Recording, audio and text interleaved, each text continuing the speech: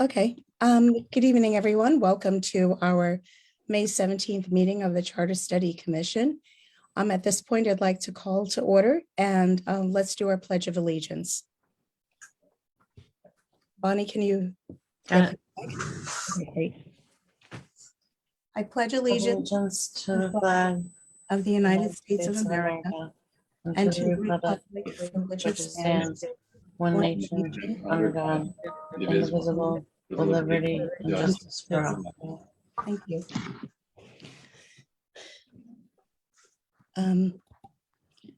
Okay, so this meeting is being held in accordance with the public laws of 1975, Chapter 231.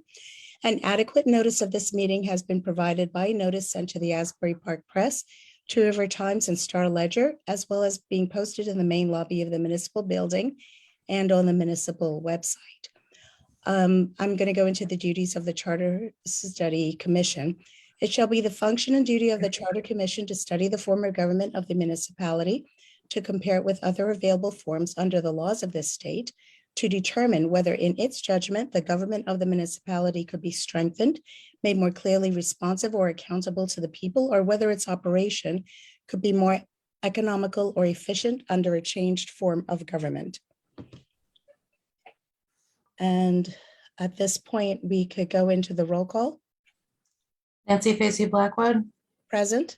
Mark Taylor, Present. Michael Dupont, Here. Ben Forrest, Present. Kate Oakson. Here.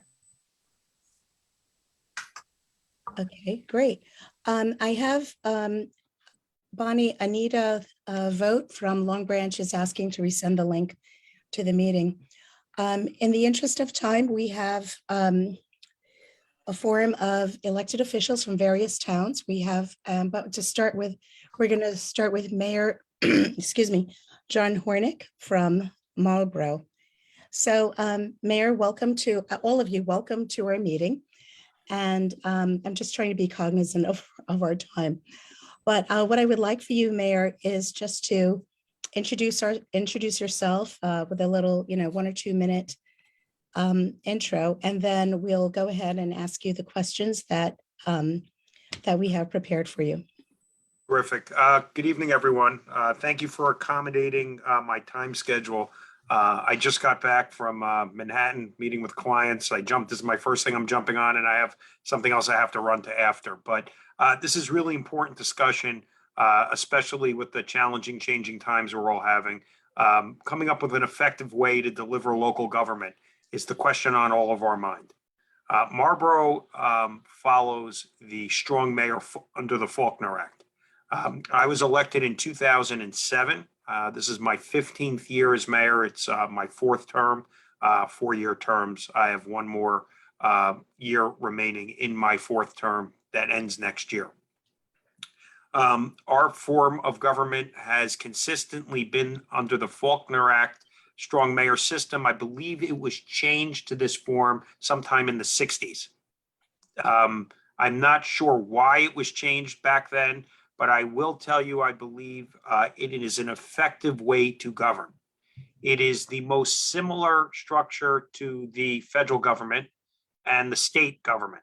It empowers the executive branch to be able to make contracts, policy decisions, and implement the day-to-day operations of the town. The 5-member council that we have controls the purse strings. You have to go to them to approve our operating budget every year, which is usually requires 3 votes. And anytime we have to float a bond or to go out into the markets, it takes 4. So capital takes 4 votes, operating takes 3. There are policy discussions on the council level, which they can memorialize in what we'd call a resolution. An ordinance is what you'd pass as a law. The mayor's office has to sign the law. If I veto it, then it would go back. I could be overruled by a 4 vote on the council. So just to give you some background on Marlborough, Marlborough is roughly the 50th biggest town in New Jersey. It's 32.5 square miles, 200 miles of road, has around 45,000 residents. Everyone who thinks they should be able to comment on everything I do every day on social media. So it's a real pleasure. But I know there are other elected officials on the phone or former elected officials who understand what it is to be in public office. So I'll leave this up to you to answer. I'll answer the best I can. And if I don't have the answer, I'll endeavor to find out the answer. Oh, well, thank you very much. What I'd like to do, because I am losing my voice, I'm going to ask if Mark wants to start with any questions. What we're doing right now is we're directing the questions only to you at this time because we know that you have a time constraint. And then what we'll do is we'll open up and create a roundtable where the other elected officials, will be able to all talk together. Okay, Mark? Thank you, Madam Chair. And welcome, everybody. Thank you for joining us tonight. Mayor, you touched on a couple of things already. So you kind of covered the basics of Marlborough. You've had the strong mayor, the mayor council form. I believe you said you have a 5-member council, correct? Correct. Okay. So in the strong mayor form of government, you function as the executive. You mentioned the similarities to state and federal government. Do you have constituents reaching out to you directly? Or do they more often contact the council? They won't contact the council. They'll contact the mayor's office. In the modern day, I'm very accessible on social media. So I will be Facebook messaged all the time, asking about a problem. My garbage wasn't picked up, or my zoning permit hasn't moved, or I need a refund from the travel soccer team. It gets that granular, but part of the job of managing the town is to be able to address those issues as efficiently as possible. So when I do get something like that, I'll forward it into the mayor's office where we have a full staff who's able to run that stuff down and to expedite a solution if it's practical. Can you describe the staff? Obviously, Marlborough is quite a bit bigger, both in terms of geography and in terms of number of residents than Red Bank, but how many staff handle those types of? So we have a full-time business administrator who I would say is in charge of running the day-to-day operations of the town.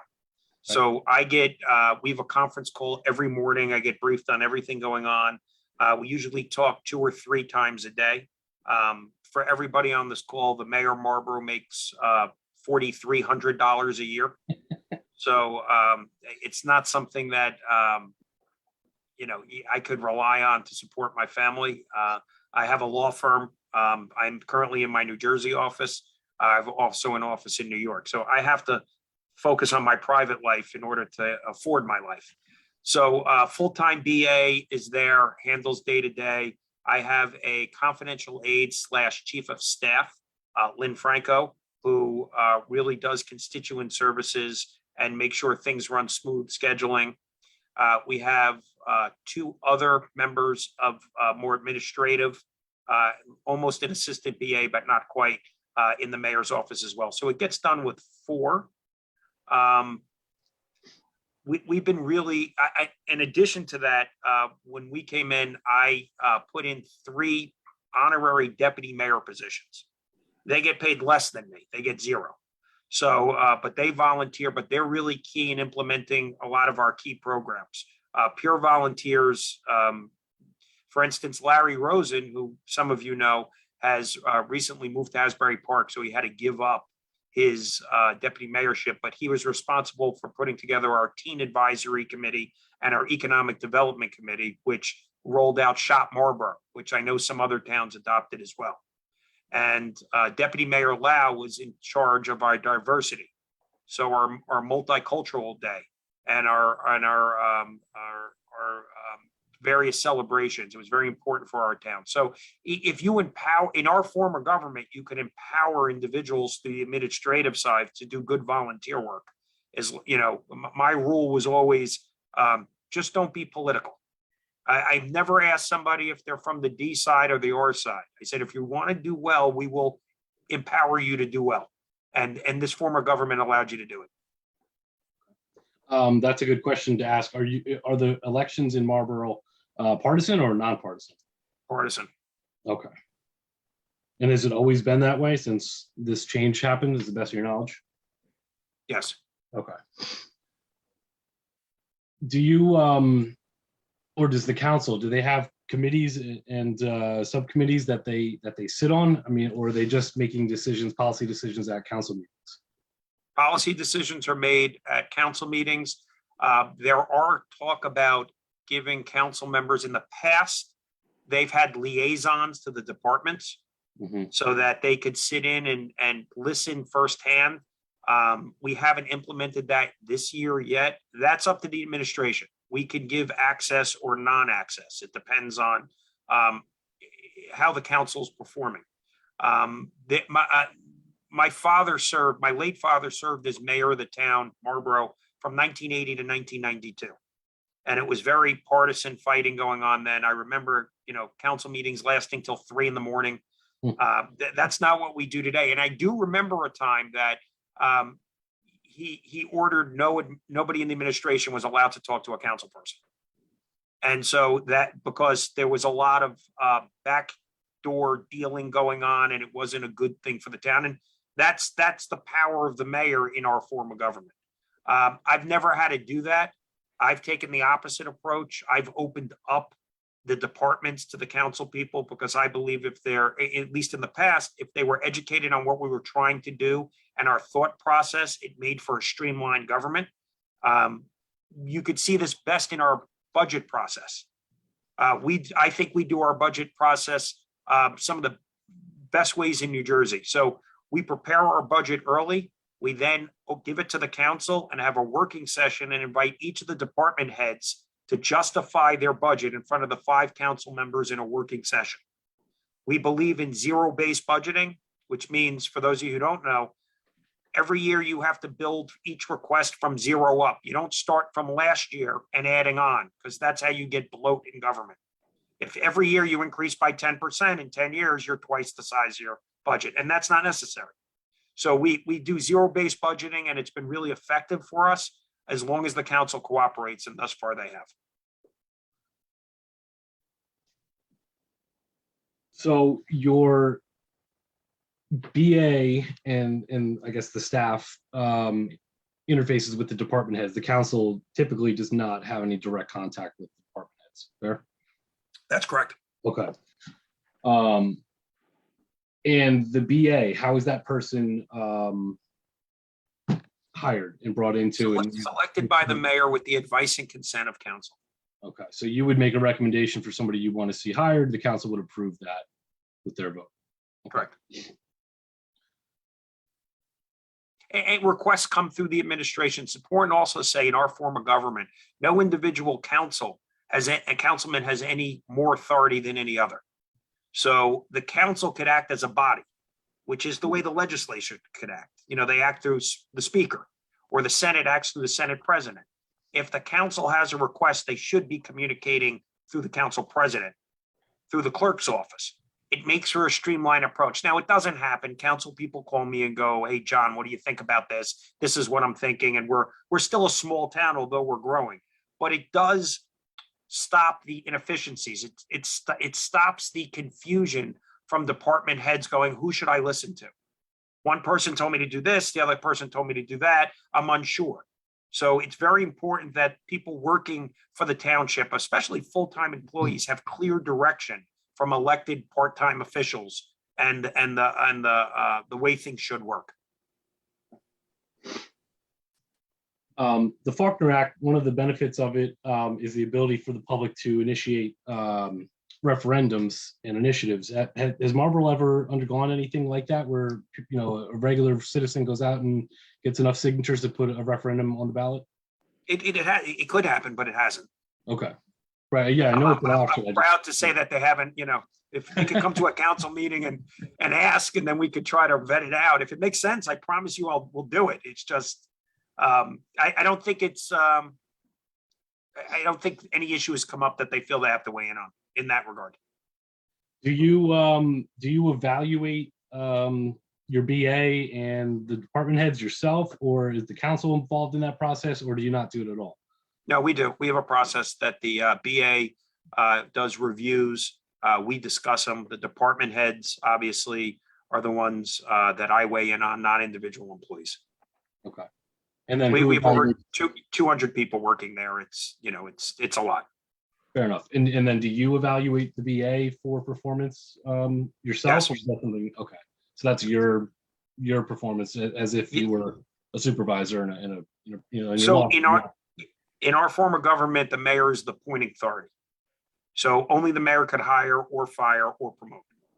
So it's a lot of authority that the BA works with me on that, as well as town council, town legal counsel.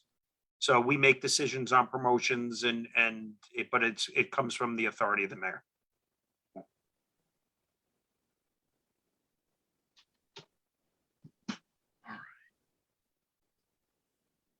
One of the questions I believe that was presented to you guys, it's a little wordy, but it's basically, have you ever added anything in your ordinances to strengthen the form of government to,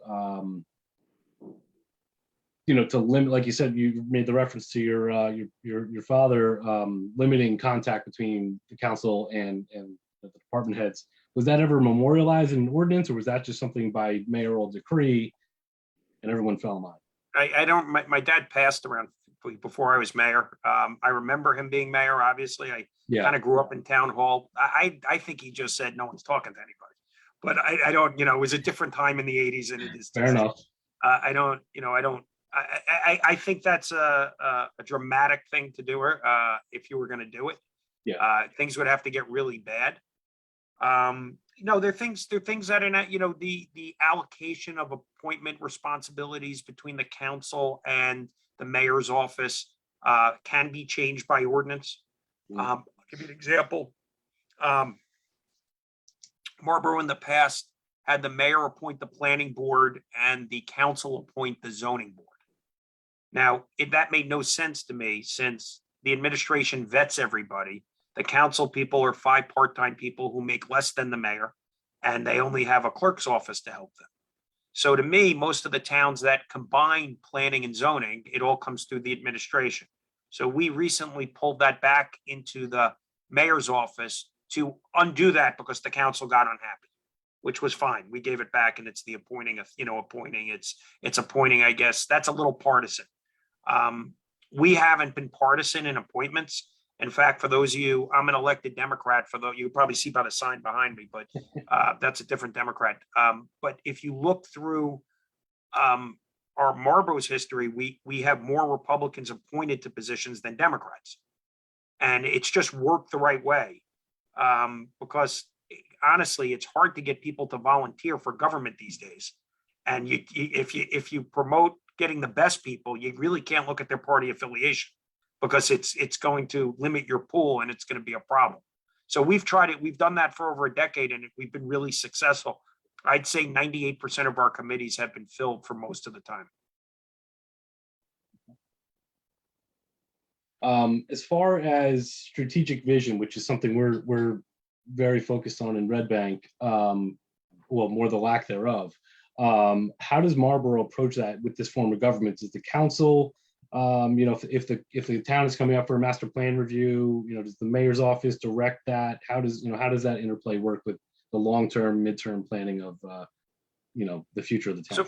So I encourage everybody, the real planning, you do that every 10 years. So that's done by process and gets done. But the master plan is setting goals to reevaluate your goals.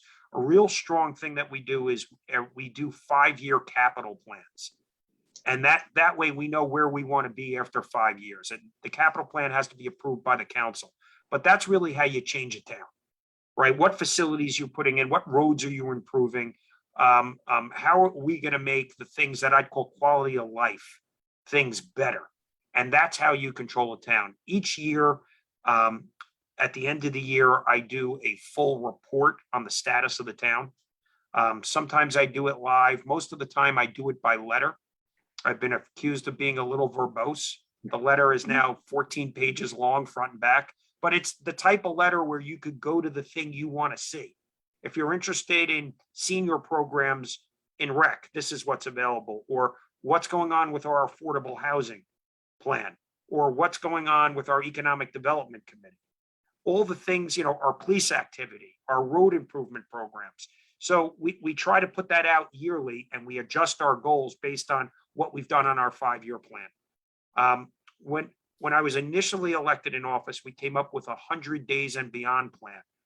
And it was Mayor Hornick's transition plan and beyond. And we constantly go back to those goals we set 15 years ago to see if we're going off mission.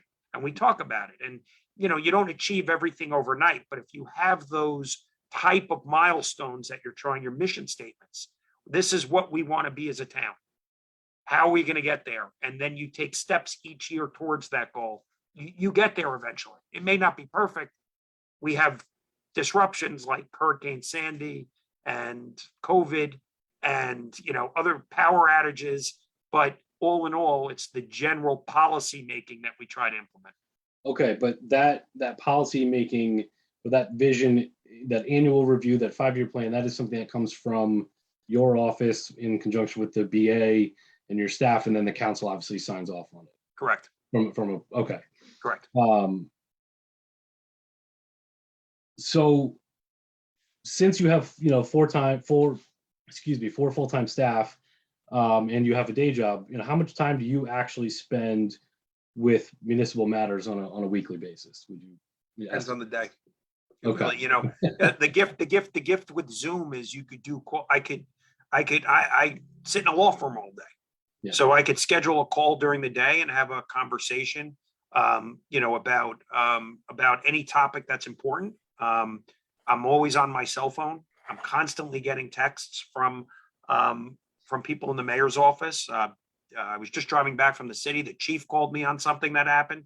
So the nice thing about comparing my time to my late father's time is I remember he used to go to one place and call from behind the counter to tell, you know, to get his calls done. And I remember, if you guys know Marlboro, Jerry and Harvey's was a deli that was there. I remember going there as a child with him and him walking behind the counter and getting on the phone to call something. We don't have that problem now. We have flexibility, Right. which allows us to be able to do these part-time public service jobs and be efficient in it. So it really depends on the day. Some day it could be 5 hours. Some days it could be no time at all. There's always a briefing in the morning, and then I try to schedule my meetings at night after my legal work is done. I appreciate your time. I'm just going to turn it over to any of the other commissioners if they have any questions before I know you need to jump off in a few minutes. So if anybody wants to jump in and ask a couple questions, feel free. Yeah, I'll ask a question here. Hey, John, how are you? Hey, Mike. All transparency, I did have the opportunity to serve as public defender for the great township of Marlboro for many years. But I think one opinion that I'd like to ask you, and that is, you've seen the internal strife that Red Bank has. And do you believe that nonpartisan elections would either eliminate or reduce that? Because I note that in your comments you had indicated that Marlboro is partisan, and you all seem to get things done. Any words of wisdom regarding internal strife and nonpartisan elections? Well, it's a great question. If you would have asked me that question 5 years ago, I would have said, no, I think partisan is the way to go. I think the current status of political parties and the discourse on the national level has, for the first time, trickled down to the local levels. I haven't seen it in Marlboro until last year, and it's disturbing because I think it hurts proper decision making. I think radical politics has no bearing on the local level. And you've heard me say it, and I'll say it again. I don't care if you're a Republican or a Democrat. I don't care if you vote. If you have something to add to your town and you're going to work to make it better, you're involved. We'll put you on a committee, but don't do it for another reason. So there is a stronger argument today for nonpartisan, for sure, elections. It's also the form of government, though. I do believe, and I'll say this, that the strong mayor system if you get the right person, and I'm hopefully the right person for my town, or it was, I think you could achieve a lot. But it also, if you get the wrong person, it could be a disaster. So that's the stuff. I have always felt watching my neighboring towns that did the committee form of government, that everybody was always posturing to become the next mayor. So there was almost fighting going on, which hurt the town's progress. Oh, we're not going to vote for this because this is going to hurt me when I want to become and I want to do. So while it runs, I don't think it runs as efficiently. And that's just my humble opinion. I've never served in that government. Well, it would appear that your leadership has been cemented as well as you're crossing the aisle because you've been elected for a mayor repeatedly. Unfortunately, I think you're accurate in your perception, and that is the national level politics has transcended down to local politics. And so now, one thing that I wanted to ask you, and that is you do have Republicans on your council, but you seem to be getting things done. Is that because of you or because of the person of the form of government? It's because of it's me in the form of government. So it has not been easy. There's a huge learning curve, and unfortunately, I believe for the first time in over a decade, politics are being brought to the local level. It doesn't make me happy, but in our form of government, one, from experience, and two, just the way it formed, we're able to function. But it's for the first time, it's aggravating, and it doesn't need to be. These are part-time jobs. We're all volunteers in the end. We're trying to do what's best for our community. And the nonsense can't take place because if you have it, you're going to lose quality people. And if you lose quality people, then you end up with, pardon the word, political hacks who are running for office because it gives them self-gratification and they're not doing what's best for their town. And that's unfortunately what national politics has brought us. And honestly, not to go off, it's the social media. It's the platform that every single person feels they have today to communicate in these community groups. And, you know, it's difficult.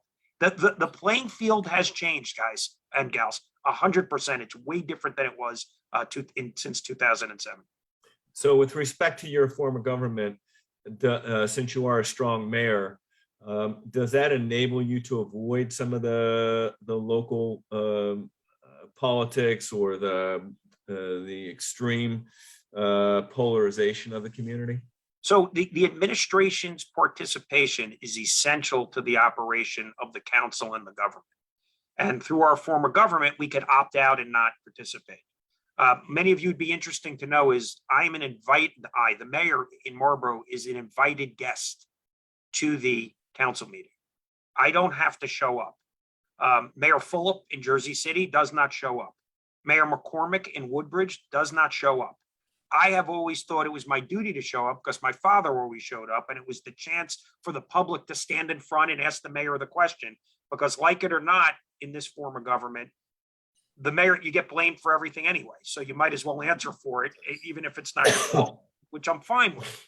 But it's become more difficult in dealing with the council, which is now controlled by a partisan group of three than it has been. We are going to get by, but it's taking more energy than it should to do things that are the right things. They're not political issues. You know, nothing's political issues. They're being made political issues. There's, you know, what's the right way to fill a pothole? Does the Democrats do it differently than the Republicans? I mean, we all do it the same way. You want it filled, you want it paved over, and you want it to last for as long as possible in the most efficient way. And if you view local politics or local governance that way, you could do great. If you play politics, which I think the committee form in partisan is more likely to play than in my form, then you have a problem. Would you ever consider changing your form of government, or are you happy with the way it's gone for a number of years? I don't think I'd want to serve in a different form of government. I think we've been effective and we've moved the town forward. I will tell everybody on the call, we had a corrupt mayor in the 90s, ex-mayor Scanapico, who went to jail. And Marlborough is still recovering from the damage he caused. But it wasn't only he who was corrupt. There were corrupt people on both sides because it's not one person. It's always members of the planning board and members of the council. He's the one that got in trouble. So you always have to have checks and balances, even in this form, but a proper council will provide that. I also think it's a lot harder today to do bad things with the transparency, with the visibility. There's no late night meetings anymore and things being passed at 2 a.m. like they were way back when. So to answer your question, I would only want to serve in this form of government as mayor. I have nothing further. Thanks, John and Mayor. Congratulations. Thank you for showing up. No problem. Thank you. Ben, just to let you know, it's 7 o'clock, so I do could run have a few more minutes if you want, and then I'll Okay. be late. Okay, so Ben, go ahead. Well, just quick question. How often do you have elections in Marlboro? And one of the questions we have here in Red Bank is that we actually have an election every year. How often do you guys, have council elections and mayor's elections? So every 2 years, there's an election. Could the mayor and 2 council seats and for 4-year terms, and then 2 years later, control the council, 3 council seats. So it's staggered. So you will have control the mayor's office up every 4 years with a minority control on the council, and then control the council 2 years later, and they have 4-year terms as well. Now, I take it you've served as mayor when there was a Democratic majority, your party, and now you're serving where there's a Republican majority on council. Is that correct? I started with a Republican majority on council, and now I have a Republican majority again. But for most of the 15 years, I'd say 12, it's been a Democratic control. But for the record, of the 5 Democrats, 3 switched from the Republican Party just to run, and they didn't stop their views. So they were as Republican as they were the day they got in. So it didn't matter. It wasn't about Republican and Democrat. It was that they may even switch back at this point, that they're not serving anymore, but it was about doing what was best for the town. So I guess my last question would be, and I kind of answered it partially already, but I guess I just wanted to articulate it. And one of the concerns that's regularly given to me, because right now we're a Democratic controlled town and we have a party that, what will the role of the Democratic Party be in a nonpartisan government? So I guess my question to you is, do you think, are the dynamics in your partisan form of government, is the Republican Party there healthy? Is a non-affiliated? Is there a non-affiliated movement there? Is the Democratic Party healthy? I mean, how would you characterize it? So we ran under a flag, right team, right direction. And that's the party I'm a member of. The Democratic Party is not any force in Marlboro Township. The Republican Party, we definitely lean right. We have more Republicans than Democrats by far, especially on the independent voters who identify it. In my opinion, the Republican Party, we have challenges on the Republican Party level. It is the radical portion of that party, and it's a problem with some of the beliefs and the positions that are being taken, which again are being influenced by state and federal politics, not about local politics. Okay. What happens, by the way, I'm just out of curiosity, from you said earlier, what if the council majority doesn't want to appoint your business administrator, say? So there's carryovers. So there's holdover provisions where the previous one does. But then it becomes political, right? You start saying, what would I do? Services would get cut for the town and be blamed on the council until they authorize the BA. Well, thank you very much. Mayor, thank you very much for taking the time out and joining. I really learned a lot and been quite enlightened. So have a good evening. Thank you so much. Good night, everyone. Good night. Good luck. Thank you. Good night. Great. Next, we have 3 towns. We have Franklin Township, we have Long Branch, and Ocean Township. And from Ocean Township, we have Councilwoman Margie Donlin and Councilman Robert Acera. From Franklin Township, we have Mayor Phil Kramer, as well as former Councilman Theodore Chase.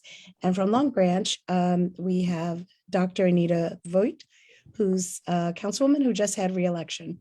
So at this point, because I'm losing my voice, I'm going to turn this over to any one of our members on our Charter Study Commission. We shared questions and you guys can just ask questions and keep this all informal, and any one of you can answer whenever you see fit. Okay, thank you.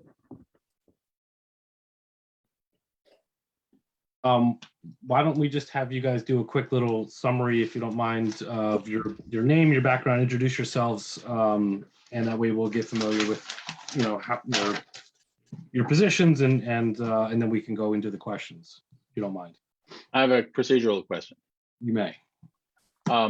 So the questions that you asked everybody, are these the questions we're asking, or can we ask questions, that come up, that we think of during the Yeah, I mean, process? so we prepared questions so that everybody had kind of a baseline for what was going to be expected to be asked. Obviously, as we just demonstrated with Mayor Hornick, if anything comes up that's a little as a follow-up or something you want to piggyback on, or an idea that you want to run with, it's certainly welcome to ask. We just didn't want to have everybody, all the commissioners, asking their own individual questions and us be here for 4 hours. So we're trying to be respectful of everybody's time. So we're going to try to run through the questions that are on the sheet, and then if something comes up that you want to ask, certainly you can throw it out to the group as well.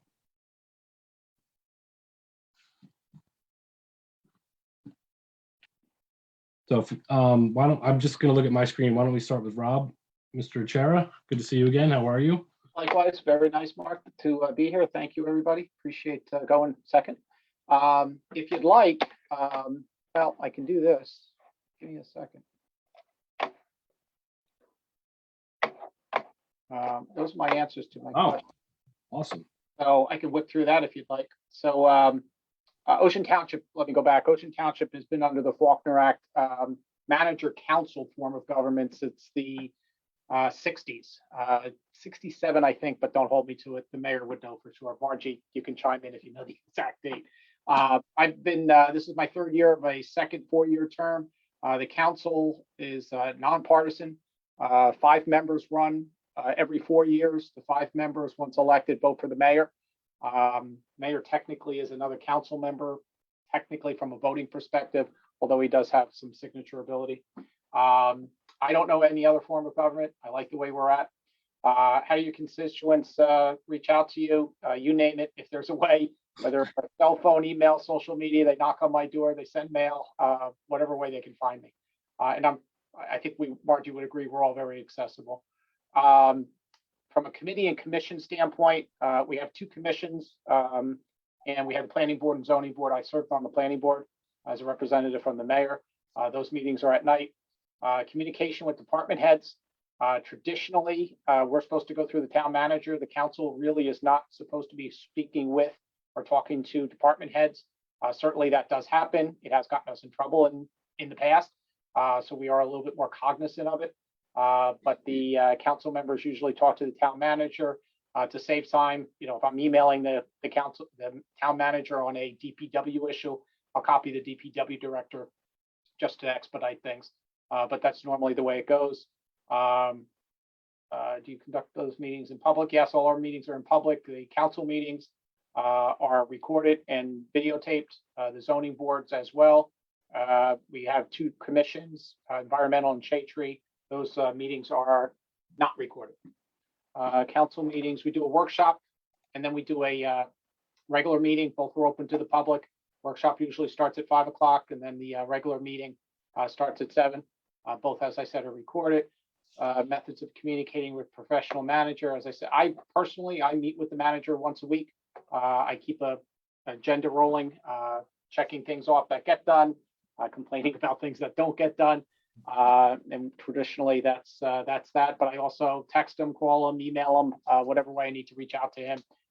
He is very accessible and able to be done. This was an interesting question. Do the municipalities have runoff elections? I assume if there's a tie, we would. I don't know how we break a tie. I don't know that there's ever been a tie. I will tell you last election was pretty close. I don't know, 16, 20 votes, something like that, maybe 30. But I don't know about that answer. Since changing government, again, we've been in this form of government since the 60s, so changing hasn't really happened, at least in my lifetime. Referendums and municipal, how we handled them, to the best of my knowledge, and Margie, again, you can correct me, we've had 3 referendums as long as I've been there. We've had an open space, cannabis, and deer management. Open space and cannabis passed. They were non-binding, so we did pass them. The deer one, depending on who you ask, we had a referendum for non-lethal and lethal deer management. Depending on who you ask, somebody could argue the numbers prevailed both ways. So that's why we haven't done anything in 5 years after the referendum was passed. Addition to provide statute, blah, blah, blah, blah, strict. I'm not aware of anything that prevents our council members from being employees. I just don't think I don't think it's there. It's never happened. I don't know how it would happen, but we do have a very strict pay to play ordinance for professional services. But I'm not aware of anything with the councils. I mentioned how we communicate. How often is the master plan? The mayor mentioned that legally it's every 10 years.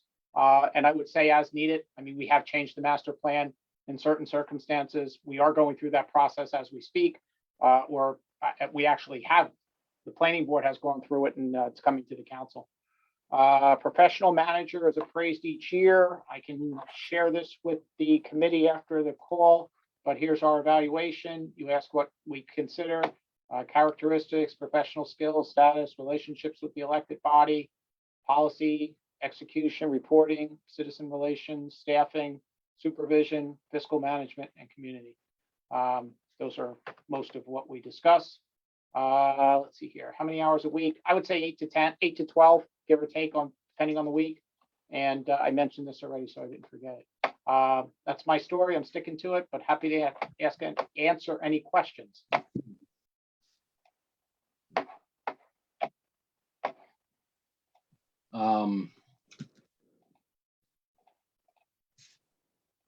I think, Kate, do you have a question? I thought I saw you raise your hand. Go ahead, please. Yeah, and perhaps Councilwoman Donlin can also weigh in on this when she speaks, but in direct contrast to what Mayor Marlborough talked about in terms of the directly electing the mayor versus not directly electing the mayor. Some of the feedback we're hearing in town here in this last several weeks, especially, has to do with people feeling very strongly about directly electing each one of their representatives. And I'm interested in any feedback you've had in Ocean Township about that kind of whether that's still considered fair, shall we say. I'll let Margie chime in as well, but I would say most people in town don't know how the mayor is elected. They think they are voting for the mayor, to be candid with you. And Margie, again, you can chime in. Obviously, that's not the way it happens. The 5 people traditionally run on a slate. Last time we ran, there were 10 candidates. I think actually Margie got the most votes, if I remember correctly, and then the current mayor was third on the list. But once we get into closed session and we decide who the mayor is going to be, it's amongst the 5 of us. My opinion is, I think the mayor should run separately. I like our form of government, don't get me wrong. I don't know that I like a strong mayor, weak council, or a strong council, weak mayor. I like the way we do things, but and I don't know if there is a form where there's a council and a strong mayor that is getting elected, but I don't know that most people understand how the mayor is elected, to answer your question. Margie, feel free to jump in. Yeah, I'm just I'm chasing the toddler around. I just have my video off. Can you hear me okay? Yep. Yes. Okay, so Rob covered pretty much everything in terms of the way things work. I just want to add to, like, as a running on a nonpartisan in a nonpartisan town on a mixed ticket, like our ticket, we had a Republican, we had an independent, and 3 Democrats. I had previously run for freeholder as a Democrat, and going through that process of running in a nonpartisan town was much more enjoyable, just talking to people and coming, and figuring out solutions from, not from a, like Mayor Hornick said, not from a Democratic or Republican point of view, but from what's the best way to address this. I really enjoyed that. And you meet more people from different points of view that way. And I think I really enjoyed this part of this form of government. I don't have anything to compare it to. It's my first term. I'm in my 3rd year of first 4-year term. But so far, I think it's worked out well. We don't have a lot of we have we have one Republican, Rob, we have 3 Democrats and an independent, and I think we come to agreement one way or the other on most issues. So there's not a lot of, the drama, the politicization, which I like. It's more about solving problems, figuring out what we can do and how to make the town better.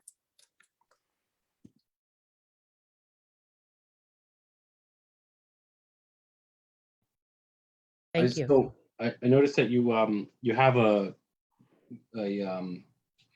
performance evaluation, printed, ready to go.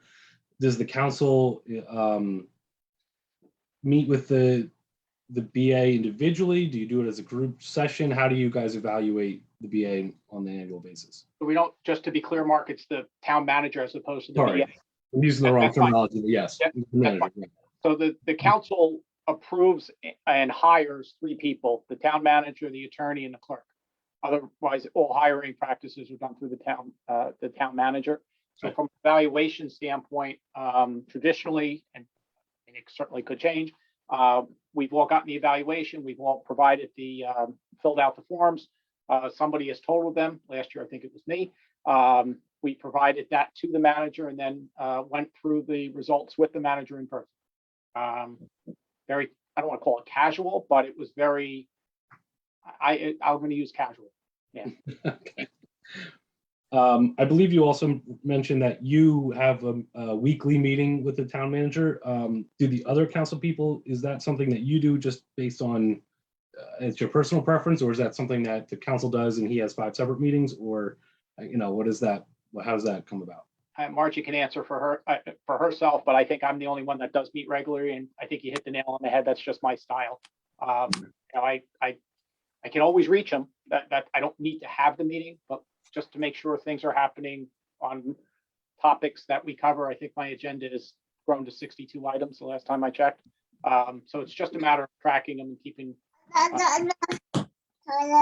Yeah, definitely Rob's style. Mine is more as needed, and he's open to having meetings about anything at any time. Also open to emails and texts as needed. So I don't meet regularly with on a weekly basis with the manager, but I'd say several times a month on different topics.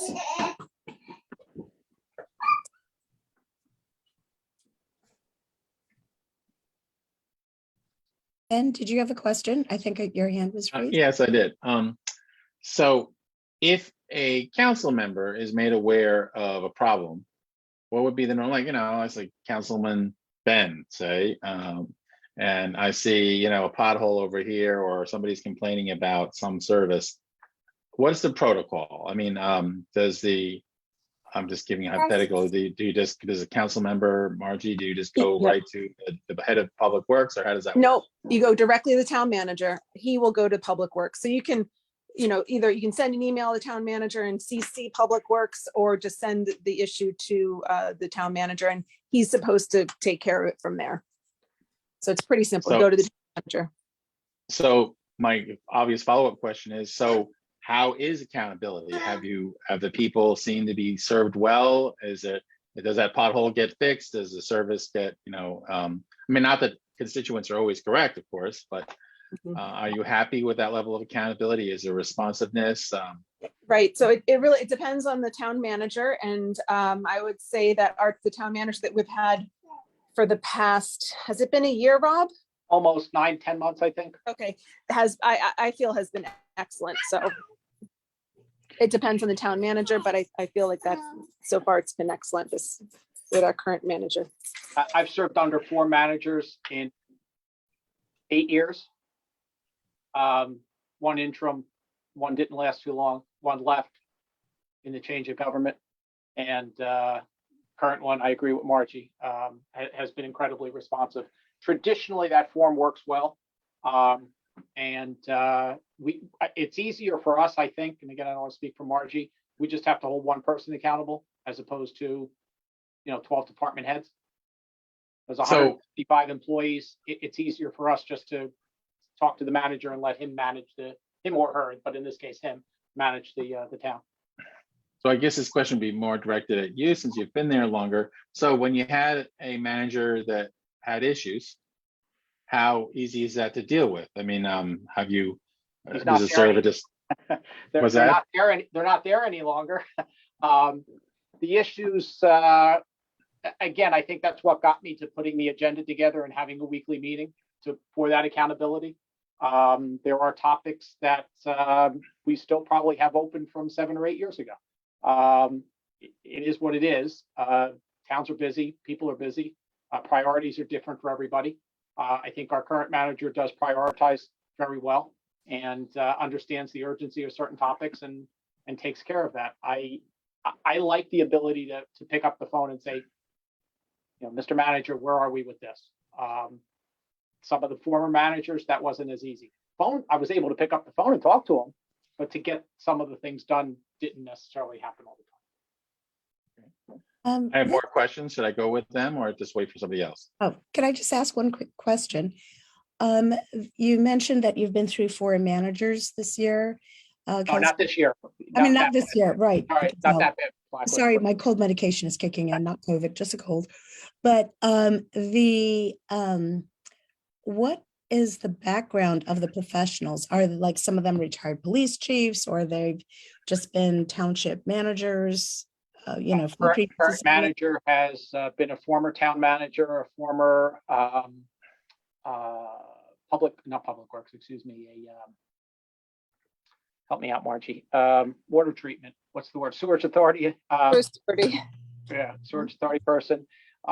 We had an interim person in between two, but the prior to the interim, well, he was a town manager as well. Prior to that, that town manager was a town manager for 3 or 4 other towns.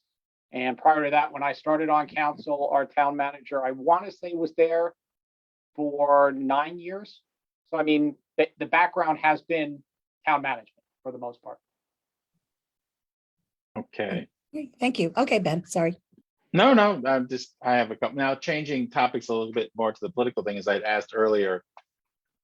What's the state of the Republican and Democratic Party in Ocean Township? I guess Marge would know better. I don't know what your party is. I'm pointing at you. I didn't see your name right before. You were I mean, are the parties healthy? Yeah, I would say that, like, from a local standpoint, the parties, I would say, are not too, at least Democratic Party on the local level, like for our race, I don't think they were very involved at all. You know, I mean, you know, there weren't like fundraisers or anything because we were nonpartisan. So there wasn't, I mean, there was, you know, some important encouragement for me, but it wasn't like as a group, it was they were active at the local level, I would say. But do I take it that they're active on like the county level and higher Yes. office, assembly, Right, senate? correct. Yes. And yes, I'm a Democratic committee person. So, so they're, I would say, you know, fairly active. All right, I have one more question. Oh, go ahead. Real quick. So I mean, I'm also on the committee. We have 44 seats. I think 36 of them are filled. Would I say they're active? I mean, if we had a committee meeting, if we got 6 people to show up, I'd be excited. So from that perspective, we're not that active. In a nonpartisan town, it's, in my opinion, very difficult to motivate folks because we don't vote partisan. So that's good or bad. You can take that either way. Mhm. Well, that's relevant here in Red Bank. It's one of the items of discussion.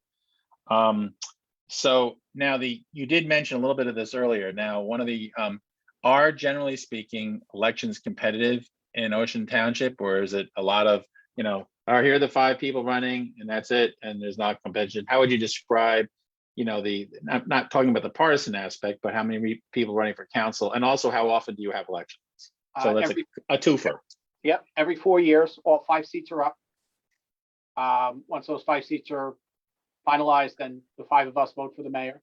I would say up until 7 years ago, it was pretty quiet. It was rare that you'd have even competition for the most part. There might be a straggler running here or there. 7 years ago, there were 10 people running. two full slates of 5. Last year, there were 10 people running, 1 slate of 5, 1 slate of 2, and 3 individuals. Okay, So it has changed over. okay. By the way, do you have runoffs in Ocean Township? I mean, if there's, if somebody doesn't get a majority, it doesn't. I don't know. Oh, no, not that way. I took runoffs to mean ties. No, we don't have runoffs. It's the highest vote, top 5 vote getters, unless there's a tie at number 5, Thank you. person gets. Do you guys like the idea that all 5 seats are up simultaneously, or would you rather them be staggered? I know you don't know the other way, but do you feel like that it leaves the town vulnerable to a seismic shift if all 5 seats are suddenly wiped out? So I will say, when I ran 7 years ago, that was the mantra. The 5 of us had the experience, even though I wasn't on, I had served on the school board, but I had experience. The other 5 had never been there. So, the mantra was experience matters. We did candidly try to scare the voters to say, if they won, who would be mayor? I mean, who would have the experience? I mean, they were all qualified people, don't get me wrong, but nobody had the experience under their belt. Am I afraid of it? I think the voters are wise enough not to make a decision like that. However, having said that, if we don't do our jobs, then, every 4 years we could have a turnover. So, but to your point, I don't know I don't know any differently, but that's my take on it. Margie, jump in, please. Yeah, I'm just trying to imagine what it would be like.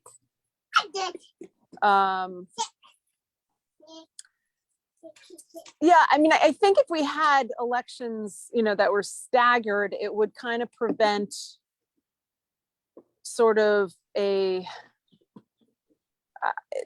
it might be better to just allow, diversity to kind of emerge naturally versus a slate of candidates who, I don't know the history of Ocean that, how often do all 5, I guess last year that wasn't the case, but, how often do all 5 candidates get elected? And if that sort of slate, because like if you're running against a slate that's been there all the time, for a while, then how formidable is it to run against them? And maybe running against 2 versus the whole slate might be something that's maybe a little bit more I can't give you open to change. I can't give you the statistics on that. Since 1967, only 3 people that haven't been on the slate have won. Okay, so there you go. So I feel like, having probably, it might be better to have interim elections where we've got two or 3 people running at a time.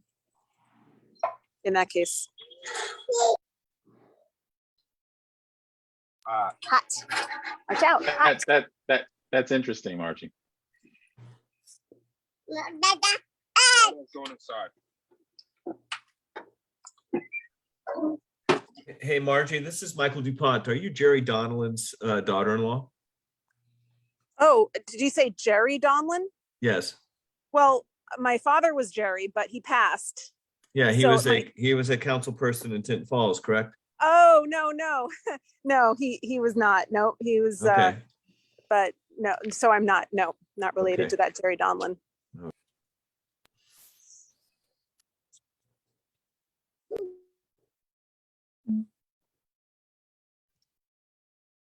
Do anybody else Sorry. have anything Yeah, for I'm sorry. our Ocean Yeah. Township folks? Sure. I mean, we can open this up to the other towns as well. I just was. Yeah. This is Nancy. I had a quick question. I don't know if I missed this or not, but do you have strategic sessions where you lay out your plan, your strategic plan for the township? We do have a master plan, but I did take notes when Mayor Hornick did speak about a strategic planning session. We don't have a formal strategic plan from a council perspective that I'm aware of. At least I haven't seen it in 7 years. I think that is probably something good that we should have documented so that we can follow it. But we have a master plan, but that's more, if I can use the term, legally driven as opposed to business, which I think a strategic plan. Right. Oh, okay. And Margie, I just want to say that I am enjoying listening to your toddler. Oh, thanks. She's helping me garden right now. Gardening in quotes. Yes. Well, I don't have any more questions. Do any of our elected officials that are on the call have any questions for Ocean Township? Over here? No? Okay. Mark, do you want to move on? Sure. Thank you both, Margie and Rob, for your time. You're welcome to stay on and contribute, but you can also jump off if you need to. I think I'm going to jump off and do bedtime, but thank you all. I think this is a really great and important endeavor. Likewise, and I'll forward that evaluation to somebody who I have emails from. Yes. Any Yeah. follow-up questions, happy to answer them, but I appreciate the opportunity. Thank you. Good luck. Thank you. Robert, this is Phil Kramer from Franklin. Yes, Bill. I'd love to get a copy of that evaluation form. I'll let, if you're on the email that I got, I would be happy to send it to you. If not, I'm sure somebody from the Red Bag team will be happy to share it with you. Yeah. Yeah, We'll make sure if Rob everybody sent it gets into one. us, yeah, we'll get it out to everybody if you're interested. You No bet. problem. Thanks. Thanks, everybody. Have a great night. Thank you and good night.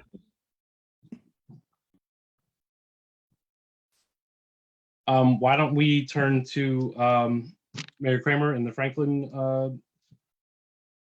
City of Franklin, and see what Township of Franklin and have our questions brought to them. Sure, I think I'd like to do this jointly with Mr. Chase. Yes. Well, I'm currently on Mr. Chase, and I've heard about our change in government in the past. Mr. Chase has lived through it, and he knows much more of the history than I do. We are also a manager council form of government with a elected mayor, but a weak mayor. I've been on for a term and a half as a council person, a ward council person, and then about a term and a half now as mayor. We have a system where we have we have 5 council that are ward council. So Councilman Chase was the first ward council. We have 5 wards, so that's 5 council members that are on for one of each ward. And then there are 3 at-large council people, and then the mayor is, of course, at large. The mayor in our form of government, like Ocean City, is the term is first among equals. And the mayor really has very little more power than the rest of anyone else on council. I can call a special meeting. I appoint one person to planning board who is my representative. I appoint the library board. I sign for the town. And I think that's the extent of my executive powers. People contact me through email or I have a phone number that they can call.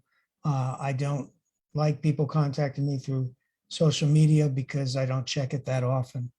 How many committees and commissions was I on? I was on the zoning board. I was on the ethics board before getting on council. And we have basically all of our committees, our open space, our zoning, our planning boards, our rec council, shade tree, et cetera, are all televised on our local television channel. There are also, well, actually, most of them are streamed. The ones that are in the council chambers are televised and streamed, but they're all recorded. How do we hold council meetings? Or do you only hold council meetings, or do you utilize workshop formats? So we hold council meetings, but we also have council committees that there's 4 people on a committee. So we have, as I said, we have 9 people on council. So to avoid having a quorum meet outside of the public, we have committees of 4 council members.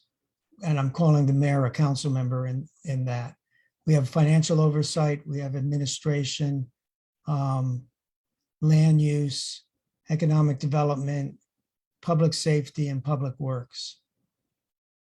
And that's how we meet with the managers. That was a form of, not an official form of government. That's something that the committee or the council, before I got on it, decided to do because they, like Ocean City, have to go through the manager to get to a department head. We can't call the department head directly. Now, if you have a question, are you filling, or how do you fill potholes, or how often do you fill potholes?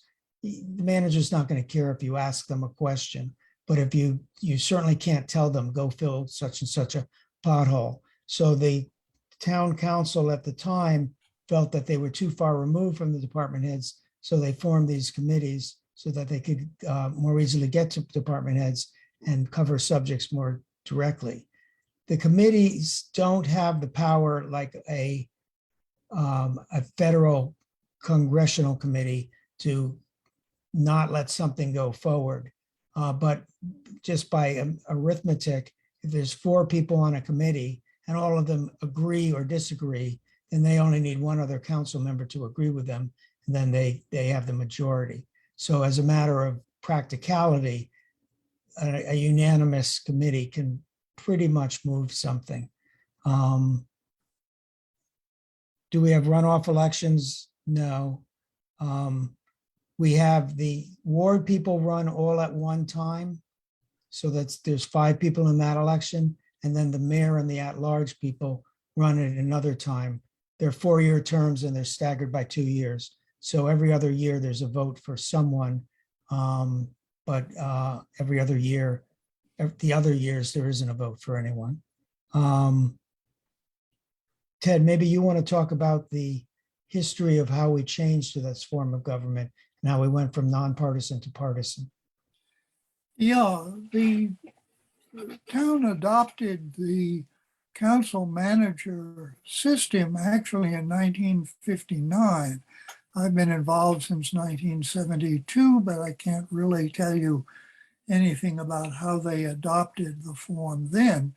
But at that time, and up until 1995, it was technically nonpartisan, but certainly by the time I was at all involved, every election there would be 4 Democrats and 4 Republicans, say, running at large. I mean, it was effectively a partisan election, even though technically it was not nonpartisan. Party affiliations didn't appear on the ballot. Most importantly, the election was in May, and that tended to hold down participation, a number of people voting quite a lot, and tended to frustrate the Democrats through most of that time, but certainly not all of it. The Republicans had priority on council. And in 1994, and it was actually the 4th try for doing this, the Democrats succeeded in getting a petition on the ballot to go to having a November partisan election. And that passed. And in 1995, we carried, actually there were 4 at-large seats and a ward seat because one ward council person had left the town. And the Democrats have had a majority ever since then, although there was one election when the Republicans won 3 out of 4 at-large seats. And then in 2005, we went to having the mayor elected directly. Whereas before that, the mayor was elected from among the council people. And there was tended to be a lot of wheeling and dealing in getting elected mayor and crossing the party lines even. Sometimes deals were made for, say, appointing a Republican as township council in return for getting Republican votes to elect a Democratic mayor. So I think that having the mayor directly elected is much preferable. Although when we first elected the mayor directly, in fact, the Republican won. In fact, he served 2 3/4 terms, even though through all of that, he was, I think for all of that, he was the only Republican on council. And after he ascended to being a county freeholder, then by the rules, council had to pick another Republican to serve as mayor, which he did for a year. And then Phil was elected mayor after that. So I served 3 terms on council. That question about how many committees and commissions did I sit on or be liaison to, I counted up and there were 6. I think it was all of them. No, not all of them. And then, of course, 2 committees of council. So for 4 weeks of the month, I would have a meeting every Monday, Tuesday, Wednesday night. All of them met at night. So that kept me pretty busy. As indicated, we have the council manager system in which council are supposed to talk only to the manager and the clerk. And then, of course, there's the township council. Those are chosen directly by the council. In practice, as a long-term planning board member, I talk directly with the director of planning. And if I heard about a pothole, I would inform the director of public works directly, but I'd always copy the manager on that. And it was always a matter of information or asking for information from a department head, never giving the department head any directions. Of course, I think when Public Works hears about a pothole to be fixed, they tend to go fix it. But we had a rather involved process of deciding which streets to pave in a given year, which tended to involve both Public Works employees making recommendations and ranking them, and then the Public Works Committee really deciding which streets were to be paved in a given year. And now, most recently, we had an outside firm rate the streets. And since I'm no longer on council, I haven't heard the results of that. Results are that the Public Works Committee went strictly by what the outside firm thought. There was no politics in moving the streets around. The other people that we hire are the prosecutors, the defense attorney, and the judges. The manager hires and fires all the others and it does all the discipline. With 9 council members, you need a manager that's a bit arrogant. And ours is, I mean, he's popular amongst us, but he can be very arrogant. And I think that's needed in order to stand up to 9 council people and deal with them all. In a way, we have a weak mayor, strong manager form of government. And that's because the manager can do a lot on his own without council telling him what to do. And you need 5 council members to tell him what not to do. 9 council members is a bit unwieldy. We make it work, but it's something to think about if you're going to, I mean, you're at what, 5? We have, We're at currently 7. we have 6 and a mayor, so. Yeah, seven. 6 So and a 7, mayor. I mean, yeah, 9 is a bit high to go. Should probably stay with that. I think we are the largest council manager town. We're the 19th largest town in the state. And I looked at the other 18 forms of government, and none of them had council manager. So I do like the form of government, as Mayor Hornick pointed out. You get a bad mayor, you're stuck with them for 4 years. You get a bad manager, you can fire him at any time. He serves at the pleasure of the council. We do a master plan every 10 years, mainly by law. And we have a strong, both parties are strong or active. However, the ratio of Democrats to Republicans is 2-to-1.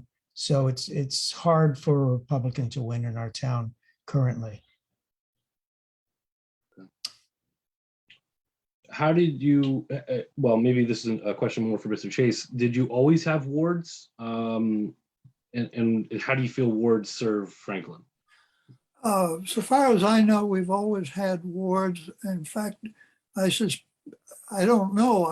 We suspect we had wards even before we went to council manager in 1959. I've noticed that before they were renumbered a few years ago, the election districts, and we're up to 51 election districts. District 1 was in Ward 1, District 2 was in Ward 2, and so forth. So,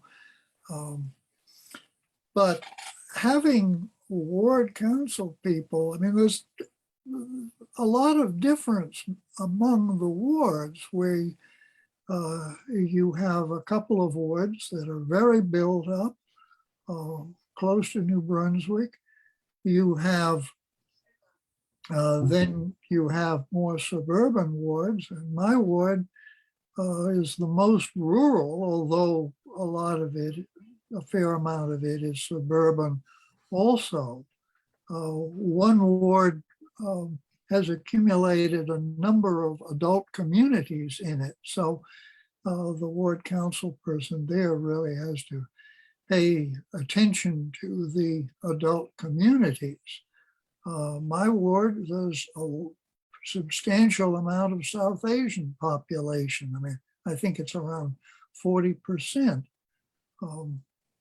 So having ward council people allows us to respond to different types of issue. And I think I asked Nancy by email, I asked Bonnie actually, how big is Red Bank? And, you're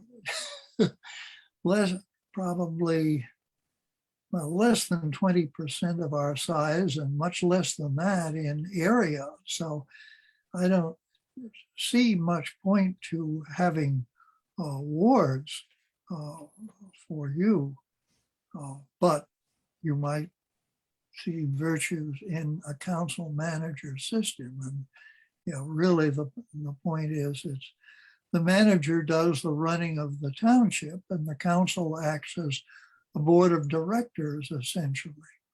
Yeah, I've often said to people, our manager is the person who's really does the things a civilian would think as a mayor doing. He does the day-to-day. And then you have a professional or someone really ingrained or entrenched, it's a better word, in the day-to-day and knows.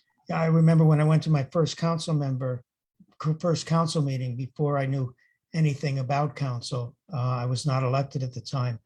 I kept thinking to myself, who's that smart guy at the end? And that was the manager who was answering all the He questions. knows all the answers. Yeah. Yeah. Yeah.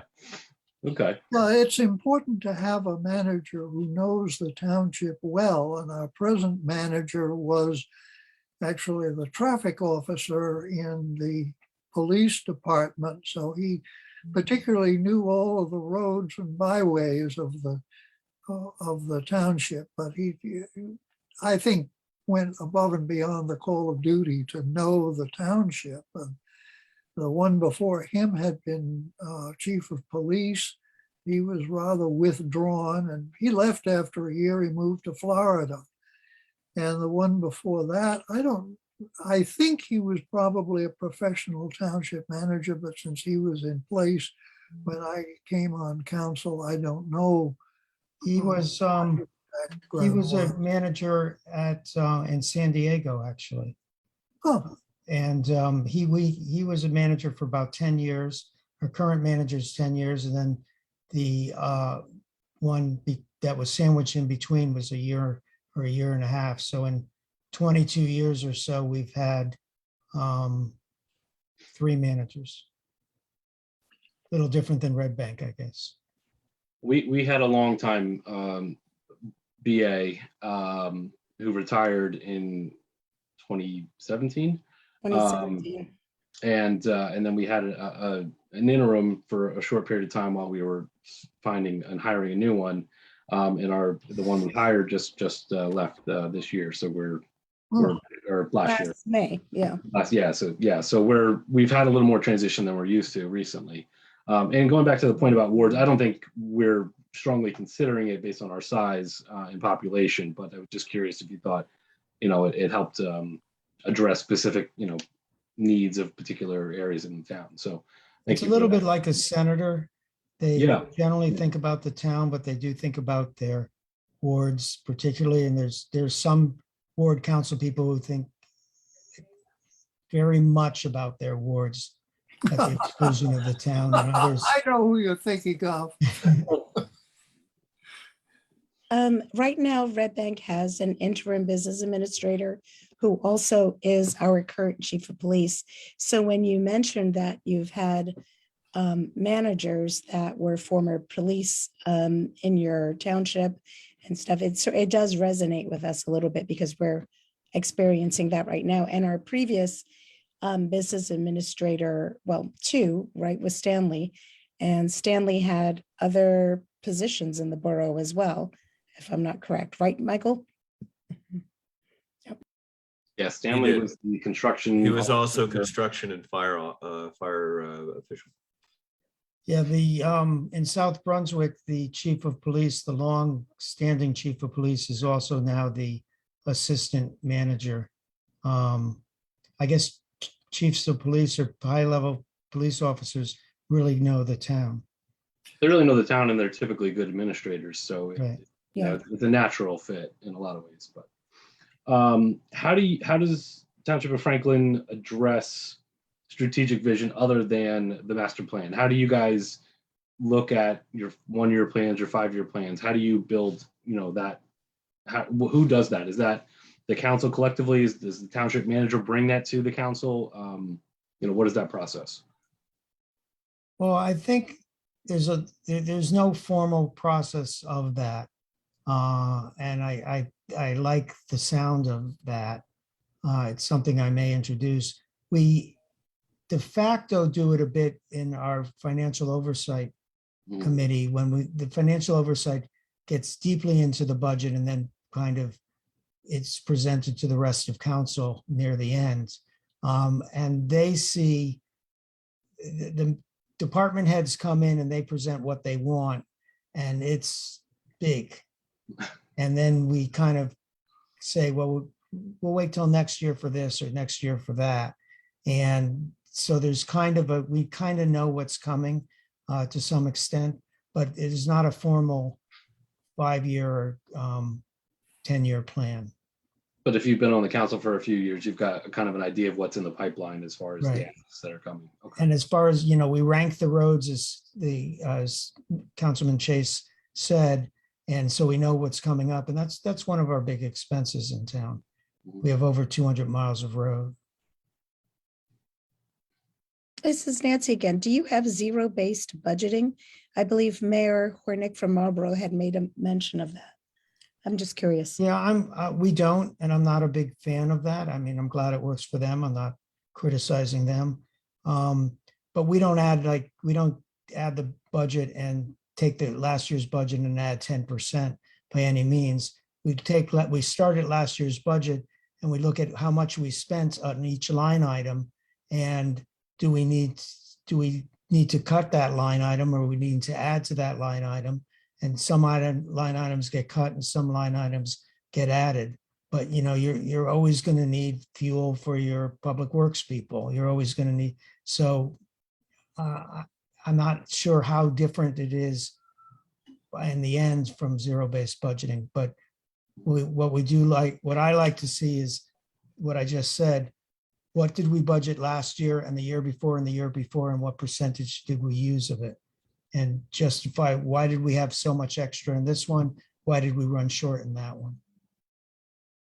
Do you see a time where those committees that were formed to have more interaction with the department heads, do you foresee a time where that goes away and goes back to just kind of oversight for the manager, or is that something that's there to stay? I think that's ingrained in our culture now. Because we have that too, and for such a small town, we have that, and I can empathize, Councilman Chase. When I served on the council, I was at meetings 3-4 nights a week as well, and Councilman DuPont remembers those days well too. It was a lot of time out of a volunteer, essentially a volunteer position. It was good to get the information. You felt informed when you were making decisions, but it didn't. I would have much preferred to delegate that to a BA or a manager and have them present that information to the council. It's a lot of time, but Yeah. I've always felt without it, a manager and department heads could easily fool a council, and not a council not really know what's going on. I trust our people, so I don't in fact worry about this, but it always is it occurs to me that if the township attorney, the department head, and the managers wanted to get something under, by you without you realizing it, they could do that. And you would, unless something happened, you would never know.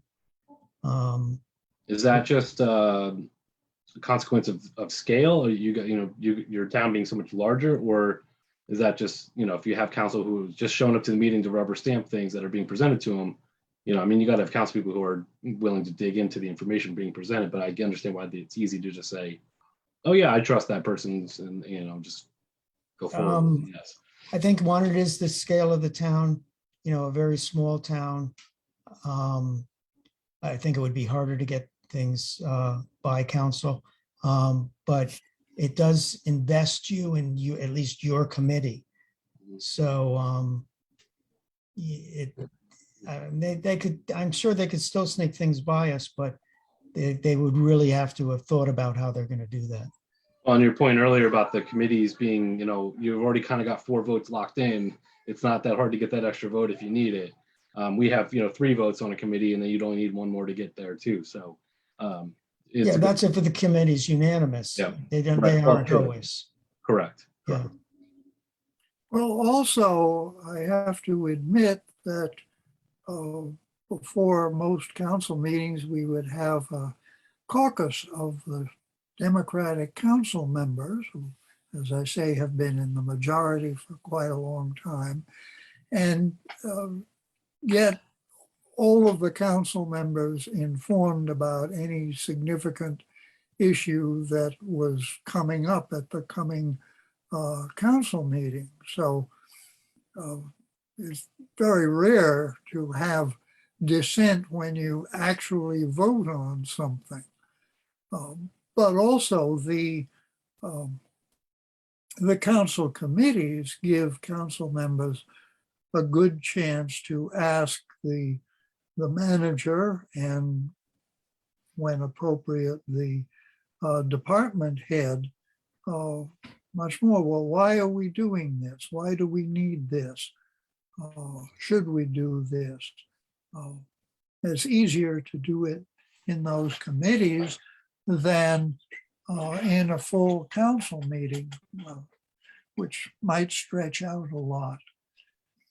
You know, back in the late 90s, we did have some council meetings that stretched out a good deal more. And it was much more competitive between Democrats and Republicans, and there were deals about who was going to be mayor.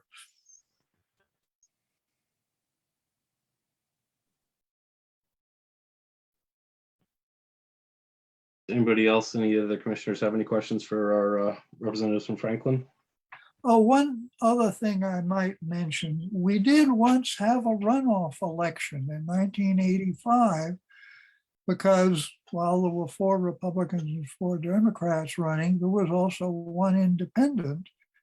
And it came out very close, and the independent got enough votes so that technically nobody had a majority. And so 3 weeks later, I think it was it was more than that. 6 weeks later, we had a runoff election. The same people except for the independent. And we have had referendums, generally, I think, instituted from the council level, for instance, first to have an open space tax and then to increase the open space tax. And as I mentioned, we had a referendum for changing to a November election. And currently there's been a request for, there's been an initiative at least addressed to council for community energy aggregation, which is something council talked about some years ago, but did not have a majority to go through with. And well, now I can only observe, but it'll be interesting to see what happens with that. That's very interesting. You mentioned community energy aggregation because that's something that Red Bank is trying to do. And we're having some challenges getting it done. So it's nice to see that that's something that has come in through initiative and referendum. I'm sorry. Oh, Ben, I'm sorry. I didn't see your hand raised. I'm sorry. Go ahead. Ben, you're on mute. Yeah, so that's okay. I mean, so I guess Mr. Chase, but question to both of you, I guess, is are the elections generally competitive? I mean, you said earlier that it's hard for a Republican to win, but you did have the independents. So how would you characterize it over the last 20 years? If you don't mind. I would say that Democrats have an advantage. I think I worry about every election, but since I've been involved in the politics in the town, which is 2003, only 1 Republican has won. That was the person who was mayor. And he would win, and with 5,000 votes cast, he'd win by 100, 200 votes. So that was very close. But since him and besides him, no Republican has won. We have a completely Democratic council. Okay. I mean, are you and it seems like, I mean, is it are most elections there's just the 5? Well, you get 9 candidates total, right? If I'm understanding correctly. Yes. Right. Okay, and you do it every 2 years, it sounds like. Yeah. You have the at-large, and then you have the regular. Yes. Is there contests in the Democratic primary though for those spots? Since it sounds like you have a very active Democratic Party there. Well, the first time I ran as mayor, I did have someone run a primary against me. I had the line, the other person did not. And I got roughly 80%, 78% of the votes. So I think the line was, I was fairly active, and I've been fairly active in town. So maybe it's that I'm wonderful, but I also realized the line was of benefit to me. Yeah. Okay. I think it's probably because you're wonderful, right? So when did the partisan change happen? It was nonpartisan once. I think I missed approximately when that happened. Maybe Mr. Chase knows that. The vote was in 1994, and then the first partisan election was 1995. Okay, and there was never like an effort to ever change that. Everybody seems to like the current system the way it is. Yeah. Okay. And as I say, it was only the change, well, change from nonpartisan to partisan, change from May election to November. Okay. Yeah, that was the change at that time. And then the change to having an elected mayor, which was the first election was 2005. Okay, well, thank you very much.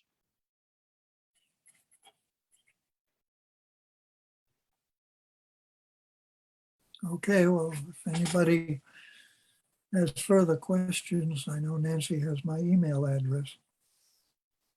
Yes, I want to thank you very much for coming. Both of you, we really appreciated your time and effort. We learned a lot. You guys are very insightful. And thanks again for your time, both of you. Good luck, you guys. Thank you. and- Thank you. and Thank you very much. Keep Red Bank Veterinary Hospital going. Yes. It's a great place. They're in Tinton Falls now. They're not even in Red Bank. They Oh, kept the really? name though. They must be very close to the line. It's just out of town. Yeah. Okay, Thank you. Next- bye-bye. Thank you. Next we have is Dr. Anita Vogt. If I said your name incorrectly, Dr. Vogt, I apologize. She's a councilwoman from Long Branch. So if you're here, we have the floor.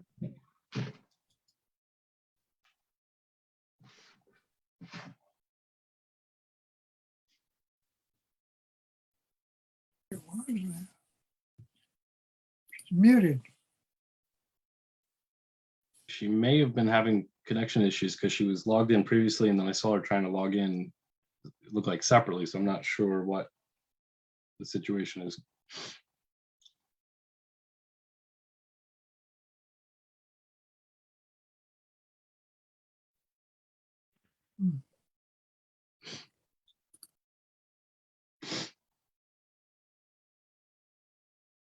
I'm not sure either.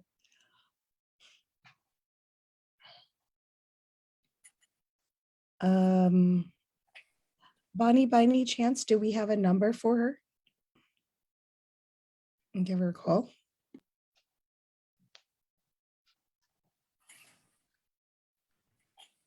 I only had her email address. I'll go back and look. No, she shows up on the bar and sometimes she shows as muted and sometimes not. But no picture.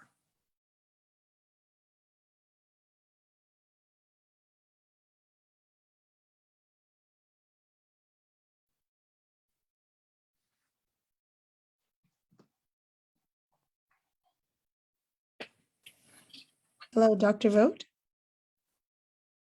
No? Okay, she might be having some connection issues. Do you guys want to move on to the next items? Yeah, let's try to send her a message to see if she can Message? jump Yeah, let's in try. with us. And if she joins us, we'll just wait. Let's go on with the rest of the agenda. In the meantime, we'll if she comes back, we'll pick up where we left off.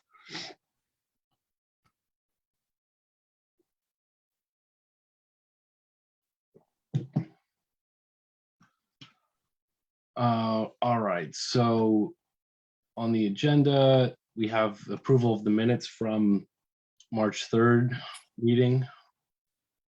Did all the commissioners get a chance to look at that and have any comments on it?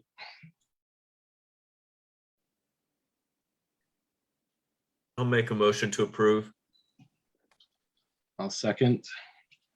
All in favor? Aye. Aye. I'll acknowledge Ben's hand raise as an aye. All right, so the minutes from March 3rd, 2022 meeting are adopted. Council, Mr. Collins, do you have any updates for us? Good evening, Commissioner Taylor and all the commissioners. I don't have any specific updates. I would just mention that I met by phone with the chair and vice chair earlier today, and we were discussing the rest of phase 2 and phase 3. I was happy my office was able to help facilitate some of the speakers tonight, and I'm certainly happy to facilitate any further conversations that the commission's looking to have at the upcoming meetings. I do think that at this juncture, I would envision kind of 2 things that I would suggest. One is, starting to talk through the different permutations that the commission is going to be faced with as part of the decision making. And I think tonight's conversation was really helpful in that regard. Whether it's the form of government, the size of the governing body, staggered, not staggered. And I'm happy to, kind of build out a roadmap. But I think the commission's going to have to start looking at those aspects in whichever manner you see fit to do.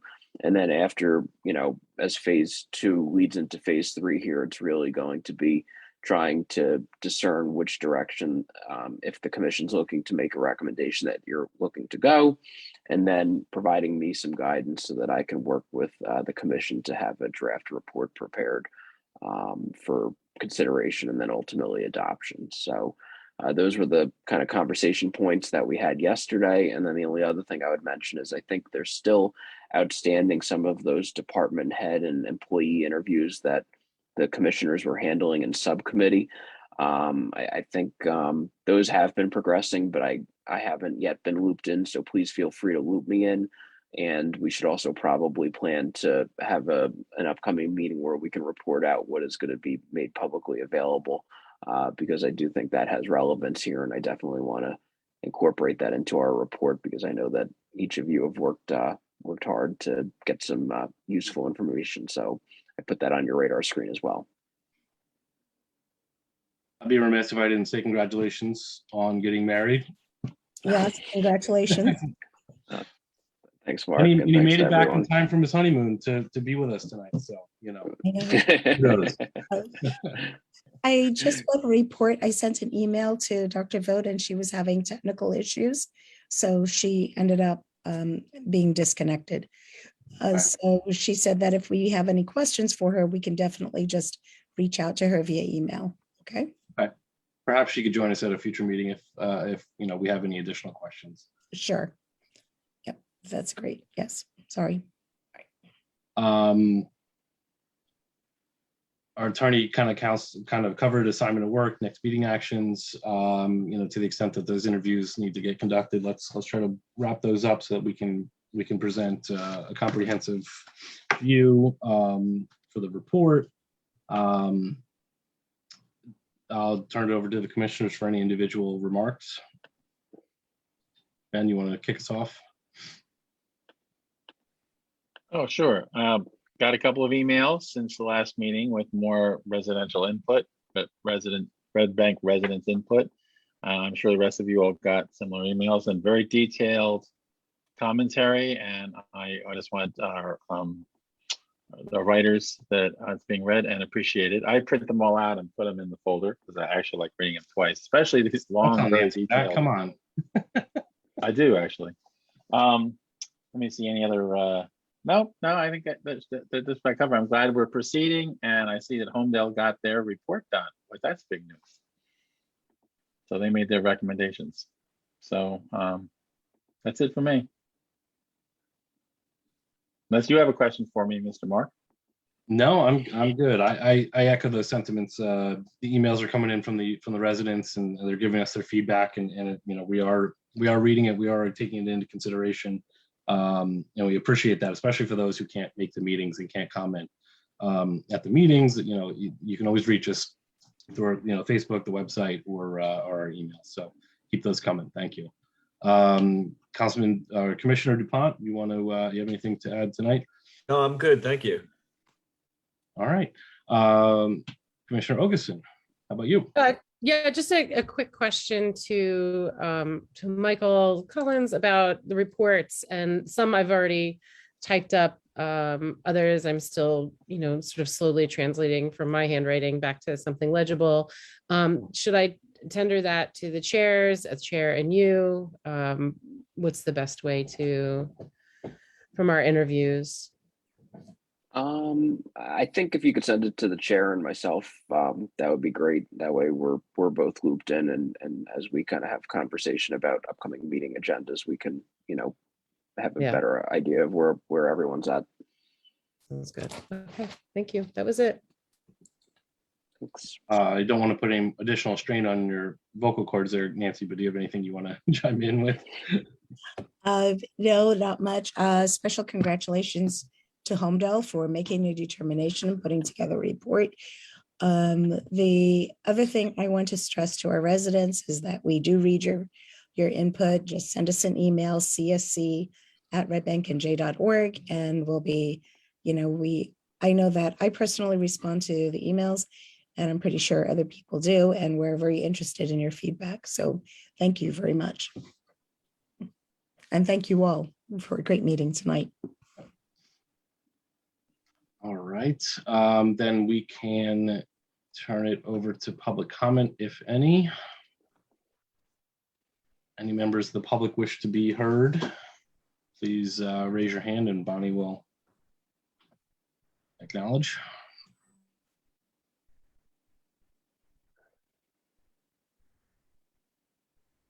All right. Make a motion to close the public portion, Vice Chair. I will second that. All in favor? Aye. I've got Ben and Nancy visually. Aye. It's all good. I just want to make sure it's recorded. Not just in the video. Okay. Then unless there's anything else, then I will make a motion to adjourn. Second. All in favor? Aye. Bye. All right. Thank you, everyone. Nancy, feel Thank you. better. Thank you. Congratulations, Mike, Take on your care. wedding too, by the way. Yes, congratulations. Thanks. I appreciate it. Thanks, Mike. Good night, Have a great everyone. night, everyone. Good night. Bye. Take care. Good night, all.